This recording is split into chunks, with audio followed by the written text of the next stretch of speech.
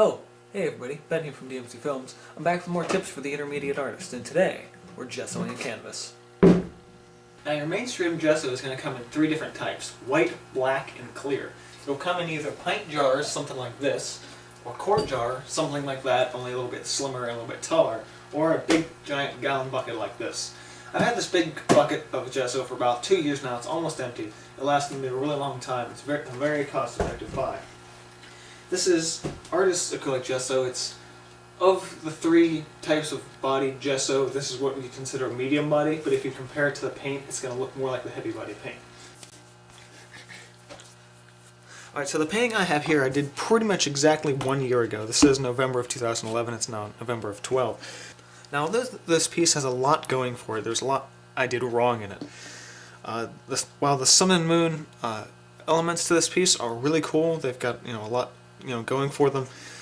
There was a lot that I didn't do right. I didn't sand this piece out. It was way too rough when I did it.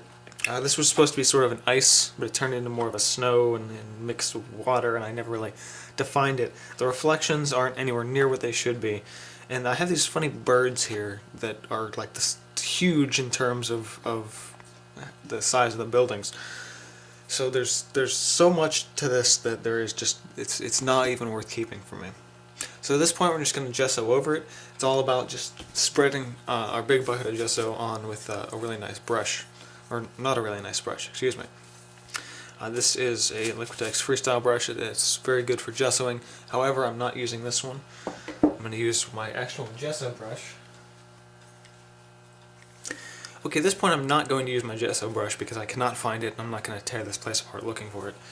I'm going to use the Freestyle Brush. It's generally made for painting large scale, painting murals, that kind of thing. However, it's also good for gessoing. It's got a nice bounce and feedback to it. It's nice and thick. That's kind of what you want to look for. If you don't have any kind of particular gesso brush, you can just grab your regular house painter brush. It works all the same. So our big bucket of gesso, which is significantly easier to get open than it used to be. As you can see, there isn't much left in there. It's just sort of a little section down the side here. And when applying gesso, whether it be to a canvas that's already been painted or a brand new canvas, you want to make sure you use plenty. Don't worry about being skimpy with gesso. Just lay it on there.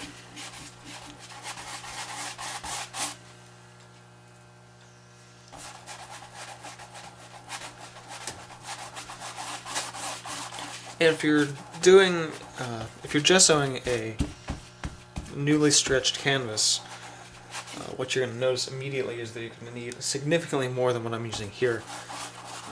Because this canvas has already been painted, it flows much nicer. I also realized I never did my finishing gloss coat over the final painting, which is pretty much an essential to every piece that I do now. Not entirely sure when I started that. It was sometime within the past couple of years.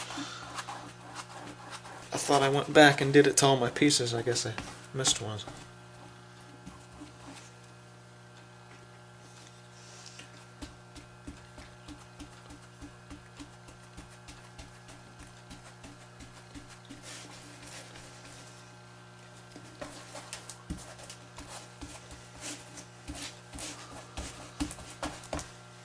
Try to hold this down for you guys. It's not really working. Probably because I don't have enough gesso on the canvas.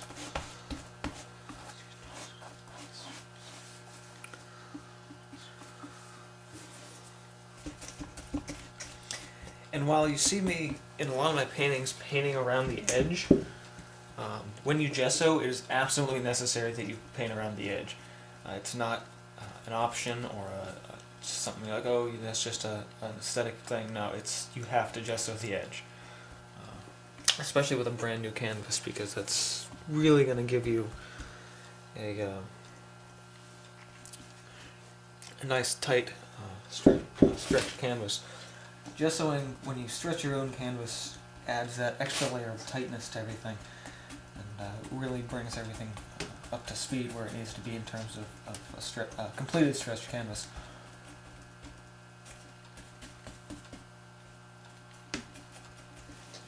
Now, a lot of times when you buy a canvas in a store, pre-gessoed and everything like that, or whether it be white or a black canvas, what you're going to probably read on the side of the package is something that says either double or triple primed. And that means that they do 2 or 3 layers of acrylic gesso to get their canvas either to the smoothness they want or to the rough toothiness that they want. Now, when I gesso canvases, I actually only do a single layer of acrylic gesso, whether that be from a bare ungessoed surface to just a plain gessoing over a pre-painted canvas. I always do only 1 layer. That's not really the way to go. I do that because I'm lazy, and I don't want to waste anywhere near the gesso that I would otherwise. Just make sure the lid's back on my bucket. Now, with any type of acrylic, you always want to wait till your layer dries, completely before you do anything. Now, once that layer is dry, if it's too rough for you, you don't seem to like the texture, you can take some sandpaper and a little bit of water and just kind of rub it down. Do a little bit of wet sanding, and it'll create a really nice smooth surface, regardless of how many coats of gesso you made.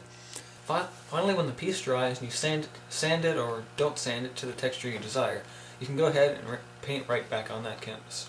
Now, for more tips, tutorials, and other art videos, please subscribe to the DMC Films channel here on YouTube. This is Ben. See you guys next time.